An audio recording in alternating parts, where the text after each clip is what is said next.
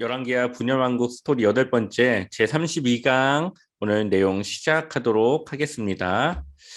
네, 오늘은 아사랴 왕의 통치인데요. 우리가 흔히 아는 우시야라는 왕의 다른 이름이 이제 아사랴라고 하는 이름입니다. 그래서 이제 아마샤의 아들이었던 아사랴, 우시야 왕의 통치에서부터 오늘 함께 보도록 하겠습니다. 자, 아마샤의 아들 아사랴가 몇 세의 왕이 됐죠?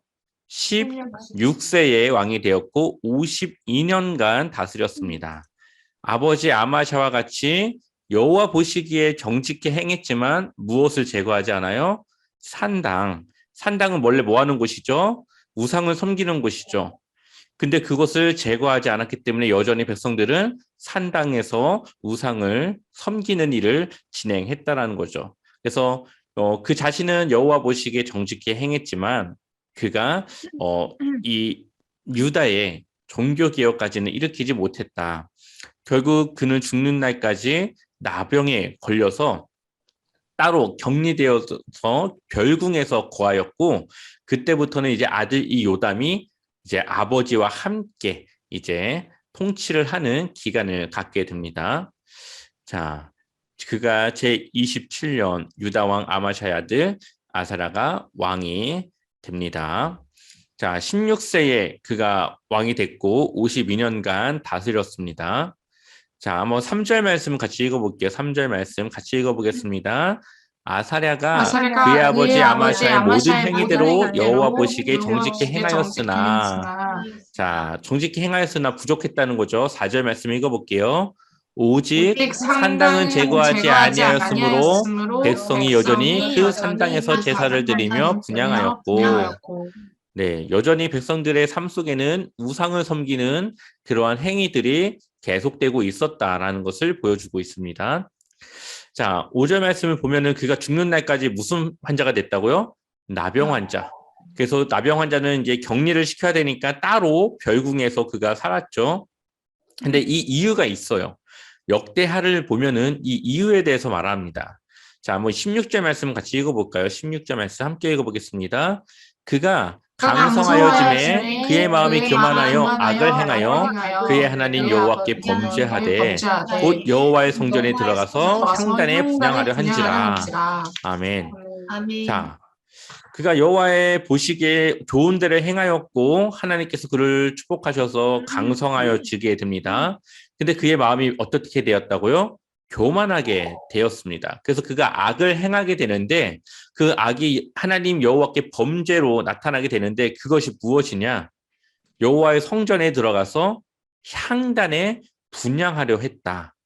이 향단에 분향하는 일은 원래는 제사장이 해야 되는 일이죠. 근데 교만한 마음에 자신이 제사장의 임무를 빼앗아서 하려고 했다라고 보여주고 있습니다. 자, 18절 말씀 같이 읽어보겠습니다. 우시야 왕 곁에 서서 그에게 이르되 우시야여 여호와께 분향하는 일은 왕이 할 바가 아니요 오직 분향하기 위하여 구별함을 받은 아론의 자손 제사장들이 할 바니 성소에서 나가서서 왕이 범죄하였사오니 하나님 여호와께서 영광을 얻지 못하리이다. 아멘. 자, 그래서 제사장이 말하죠. 이 일은 왕이 할 바가 아니다. 하나님께 구별함을 받은 아론의 자손 제사장들이 해야 될 일이다라면서 이야기를 합니다. 자, 그런데도 우시야가 물러서지 않습니다. 19절을 보면 우시야가 손으로 향료를 잡고 분향하려 하다가 화를 내니 그가 제사장에게 화를 낼 때에 여호와의 전 안 향단 곁 제사장들 앞에서 그의 이마에 무엇이 생겼다고요? 나병이 생긴지라. 자, 이렇게 결국은 이렇게 해서 우시야 왕의 통치는 끝이 나게 됩니다. 그리고 이어서 그의 아들이었던 요담이 통치를 하게 됩니다. 25세 왕이 되었고 16년간 다스리게 됩니다.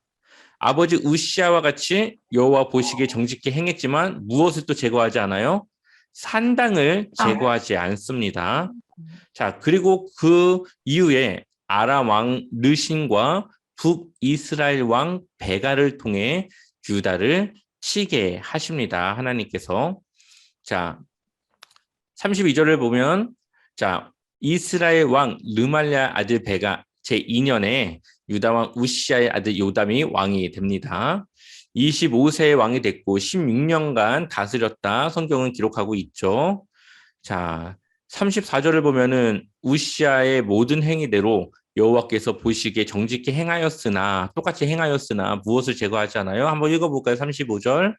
오직 산당을 제거하지 아니하였으므로 백성이 여전히 그 산당에서 제사를 드리며 분향하였더라. 요담이 여호와의 성전의 윗문을 건축하니라. 아멘.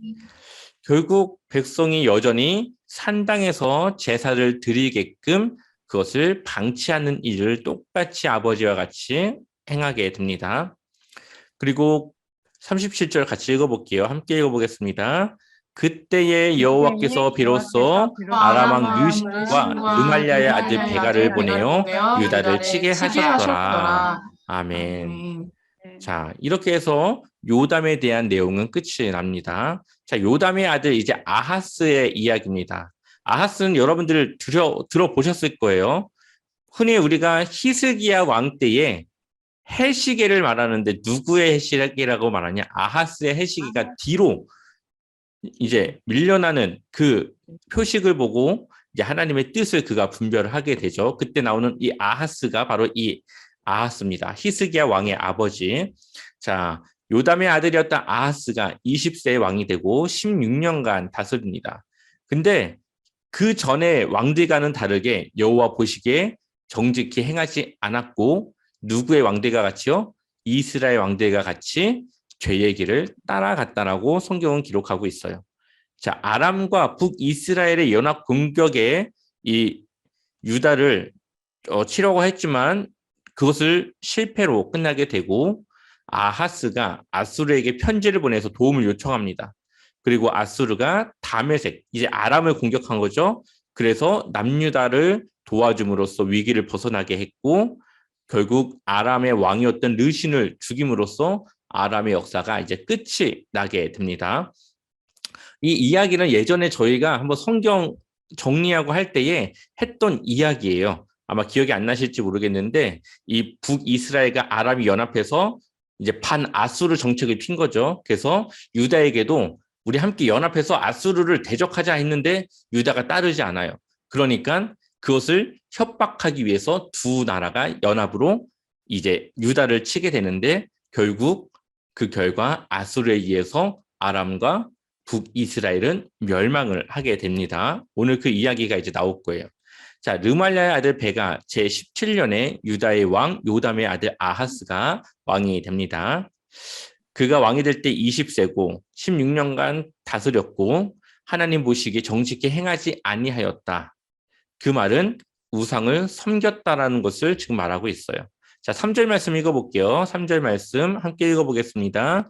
이스라엘의 여러 왕의 길로 행하며 또 여호와께서 이스라엘 자손 앞에서 쫓아내신 이방 사람의 가증한 일을 따라 자기 아들을 불 가운데로 지나게 하며 네, 자기 아들을 어디로 지나가게 했다고요? 불 가운데로. 결국 자기 아들을 이 인신 제사를 드린 거죠. 아들을 제물로 드리는 이방인들이 행하는 그 일들을 이 아하스 왕이 했다라고 말하고 있습니다. 자, 5절을 보면은 아람의 왕 르신과 이스라엘의 왕 르말랴의 아들 베가가 예루살렘에서 올라와서 싸우려 하여 아하스를 에워쌌으나 이기지 못해요. 그것이 이제 성공을 하지는 못합니다. 근데 여전히 이 남유다는 위기에 지금 놓여져 있어요. 자, 역대하 28장 19절 한번 같이 읽어보겠습니다. 이는 이스라엘 왕 아하스가 유다에서 망령 때에 행하여 여호와께 크게 범죄하였으므로 여호와께서 유다를 낮추심이라. 자, 이 연합 전선이 펼쳐지고 유다를 공격한 이유가 하나님의 뜻이 담겨져 있는데 그 뜻이 무엇입니까? 망령 때에 행하여서 하나님께 범죄를 저지르는 이 아하스를 낮추시기 위해서 그가 낮아지게 하기 위해서 그랬다라고 성경은 기록하고 있어요. 자, 열왕기하 16장 17절 말씀 같이 읽어보겠습니다. 아하스가 아스로 왕 아스로 왕 디글랍 디글라 빌레셀에게 사자를 보내 이르되 나는 왕의 나는 왕의 신복이요 왕의 신복이요 왕의 아들이라 아들이라 이제 이제 아람 아람 왕과 왕과 이스라엘 왕이 이스라엘 나를 왕이 나를 치니 치니 청하건대 청하건대 올라와 올라와 그 그 손에서 손에서 나를 나를 구원하소서 구원하소서. 하고 아멘. 자, 이제 버거우니까 누구에게 도움을 청합니까? 아수르에게 도움을 청하는 거예요. 그러면서 막 또 성전에 있는 또 금과 은을 다 이제 이 아수르에게 조공으로 바칩니다. 그러면서 친서를 보내서 도와달라고 이야기를 해요. 그래서 이 아수르가 아람의 이 다메섹을 침으로써 거기를 점령을 하고 결국 그것을 계기로 아람 왕 느신을 죽이는 일을 합니다. 그래서 아람의 역사가 이제 거기서 끝이 나게 되죠. 자, 아하스가 여호와의 성전과 왕궁 곳간에 있는 은금을 내어다가 아수르 왕에게 예물을 보냈더니 아수르 왕이 그 청을 듣고 곧 올라와서 다메섹을 쳐서 점령하여 그 백성을 사로잡아 기르로 옮기고 또 르신을 죽였더라. 이제 아람의 역사가 끝이 난 겁니다. 이렇게 돼서 자, 그리고 이후에 또 이야기가 있어요. 자, 열왕기하 16장 10절 말씀을 읽어보겠습니다. 아하스 왕이 아수르의 왕 왕 디글랍 디글라 빌레셀을 만나러 다메섹에 다메섹에 갔다가 거기 있는 갔다가 제단을 보고 쟤들 보고 아하스 아하스 왕이 그 왕이 제단의 그 모든 제단의 구조와 모든 제도 구조와 양식을 제도 그려 양식을 그려 제사장 제사장 우리아에게 우리아에게 보냈더니 보냈더니 아멘. 아멘. 자, 이제 다메섹을 아수르가 점령을 했고 거기서 아수르의 왕 디글랏 빌레셀을 만났는데 거기 우상을 섬기는 제단을 보고 야, 이거 괜찮은데 하면서 그것을 이제 막 그려가지고 제사장 우리에게 보낸 거예요. 이거 만들라고. 그럼 제사장이었으면 그것을 반대해야 되는데 그것을 또 그가 그대로 만들어냅니다. 자, 왜 그것을 시켰느냐? 역대하 28장 23절을 보니까 이렇게 써 있네요. 같이 읽어보겠습니다. 자기를 친 자기를 다메섹 친 다메섹 신들에게 신들에게 제사하여 제사하여 이르되 이르되 아람 왕들의 아람 왕들의 신들이 신들이 그들을 그들을 도왔으니 도왔으니 나도 나도 그 그 신에게 신에게 제사하여 나를 제사하여 돕게 나를 돕게 하리라 하리라 하였으나 하였으나 그 그 신이 신이 아하스와 온 아하스와 온 이스라엘을 망하게 이스라엘을 망하게 하였더라. 하였더라. 아멘. 아람에 의해서 어려움에 처하지 않습니까? 이 남유다가. 그러니까는 이때 당시 이 사람들의 생각으로는 하나님보다 아람에 믿는 신이 더 세게 보였던 거죠. 그래서 이 다메섹 이 사람들이 믿는 이 신을 자기가 이제 가져오고 싶은 거예요. 그래서 그 신을 섬기기 위해 그 제단을 만들라고 시켰습니다. 그런데 성경은 그것이 곧 어떻게 결과를 낳게 되어 아하스와 온 이스라엘을 망하게 하였더라. 결국은 그걸로 인해서 하나님의 그 심판을 피하지 못했다는 거죠. 자, 한번 16장 15절 말씀 읽어볼게요. 함께 읽어보겠습니다. 아하스 왕이 제사장 우리아에게 명령하여 이르되 아침 아침 번제물과 저녁 번제물과 저녁 소제물과 왕의 소제물과 왕의 번제물과 그 번제물과 그 소제물과 소제물과 모든 모든 국민의 국민의 번제물과 그 번제물과 그 소제물과 소제물과 전제물을 다 이 전제물과 큰 제단 큰 위에 재단 위에 불사르고 불사르고 또 번제물의 피와 피와 다른 다른 제물의 재물의 피를 다 피를 그 다 위에 그 위에 뿌리라. 뿌리라. 오직 오직 노제단은 내가 노제단은 주께 내가 여쭐 주께 일에만 여쭐 쓰게 하라 일에만 쓰게 하라 하매. 하매. 아멘. 아멘. 자, 그러니까 결국은 모든 제사를 어디서 드리겠다는 거예요? 다메섹에서 가져와서 만든 그 제단에서 모든 제물을 다 드리고 노제단, 노스로 만든 하나님을 섬기던 그 제단은 그냥 안 쓰겠다는 얘기예요, 지금. 결국은 하나님을 섬기는 제단을 쓰지 않고 자신이 새로 만든 제단에서 이방 신을 섬기겠다고 하는 말을 지금 하고 있는 겁니다. 자, 그러면서 이제 북이스라엘로 넘어오는데요. 북이스라엘이 드디어 망하게 됩니다. 722년, BC 722년 혹은 721년 이 사이에 이제 북이스라엘이 멸망을 하게 됩니다. 자, 북이스라엘이 지금 반아수르 정책을 펼치고 있죠. 아람과 함께. 자, 그러니까 아수르에게 조공을 내지 않아요.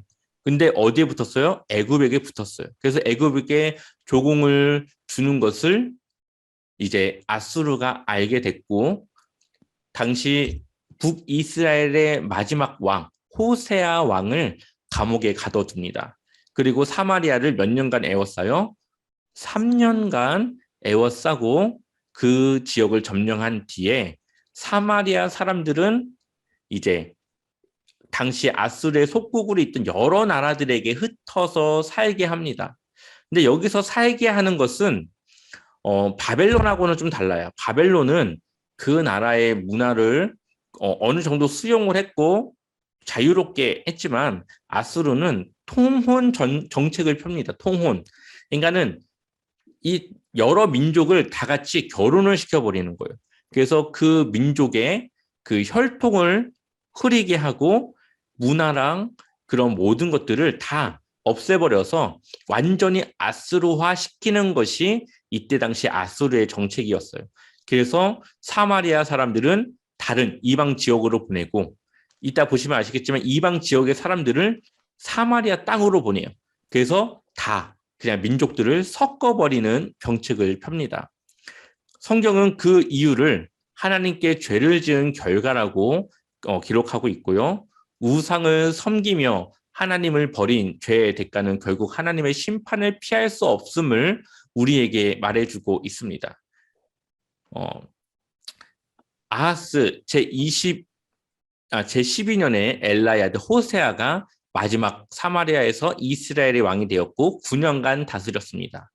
그러니까 그리고 여호와 보시기에 그가 무엇을 행했어요? 악을 행했어요. 근데 좀 다른 게 있습니다. 다만 그 전 이스라엘 여러 왕들과 같이 하지는 아니하였더라. 이 말이 무슨 말이냐면요. 그 전의 왕들은 새로운 우상들을 만들었어요. 그런데 이 호세아 왕은 새로운 우상을 만들지 않습니다.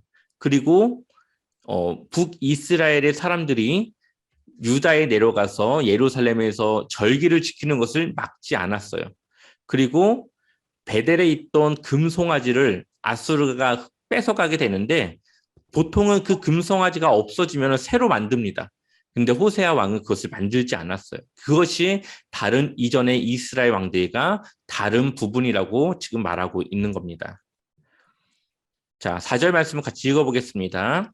그가 애굽의 왕 소에게 사자들을 보내고 해마다 하던 대로 아수르 왕에게 조공을 들이지 아니하매 아수르 왕이 호세아가 배반함을 보고 그를 옥에 감금하여 두고 자 지금 원래는 아수르에게 조공을 바쳤던 이 이스라엘이 애굽의 왕에게 사자들을 보내며 그 애굽에게 조공을 드리며 그 애굽 쪽으로 붙어 있던 것을 아수르 왕이 알게 되었고 그 배반한 것을 알고 그를 옥에 가두게 되죠.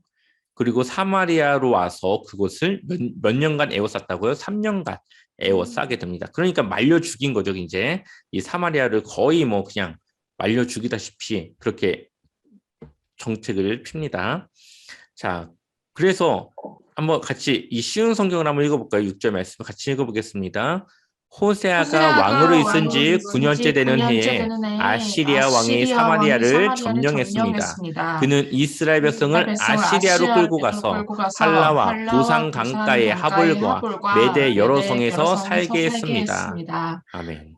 결국은 사마리아 사람들을 다른 지역으로 이주시켜서 그 지역 사람들과 결혼을 하고 그곳에 정착해 살아가도록 그족의 민족성을 없애버리는 정책을 폈죠. 자, 18절을 보니까 여호와께서 이스라엘에게 심히 노하사 그들을 그의 앞에서 제거하시니 오직 유다 지파 외에는 남은 자가 없으니라.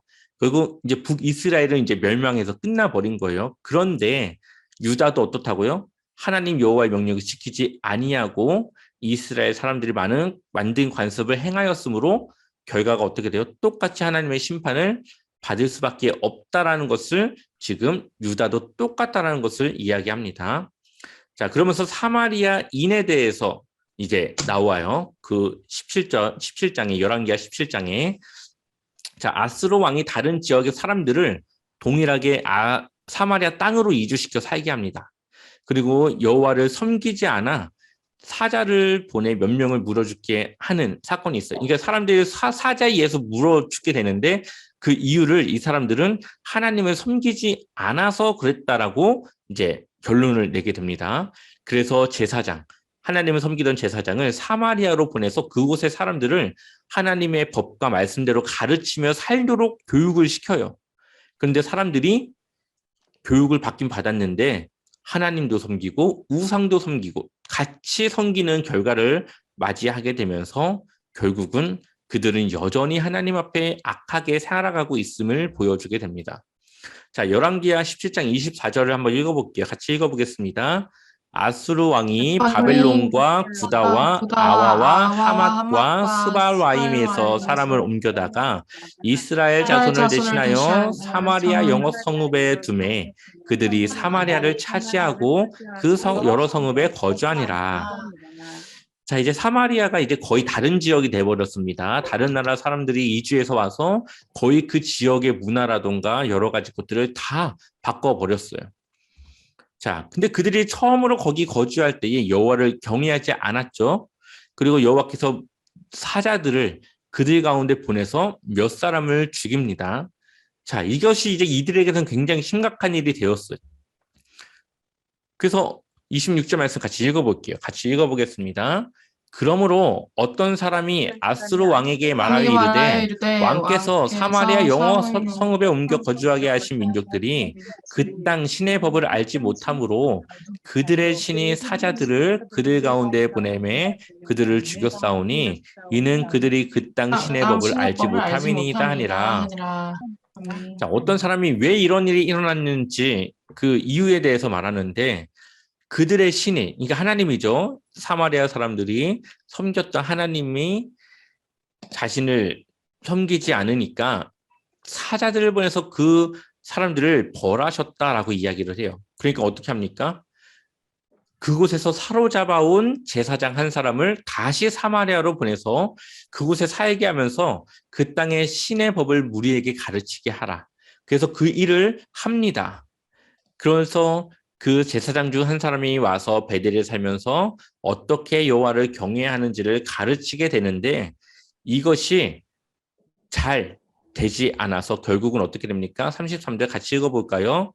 이와 같이 그들이 여호와도 경외하고 또한 어디서부터 옮겨왔든지 그 민족의 풍속대로 자기의 신들도 섬겼더라.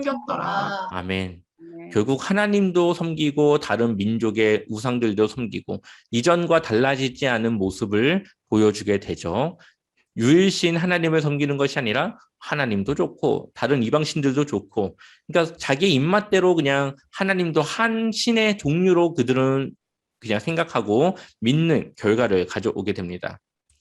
그래서 39절을 보면 오직 너희 하나님 여호와만을 경외하라.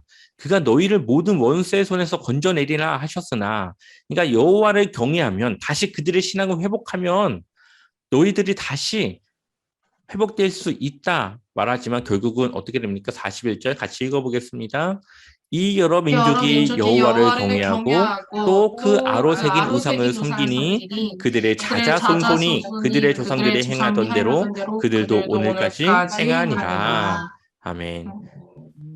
왜 신약에 넘어와서 사마리아인들에 대해서 이 유대인들이 싫어했는지 왜 그들을 사람과 같이 여기지 않았는지를 보여주는 내용이에요. 그들의 민족이 혼합됐고 그들의 신앙이 무너졌고 하나님을 섬기지 않았던 그들의 그러한 모습들이 결국은 그러한 결과를 낳게 된 것이죠.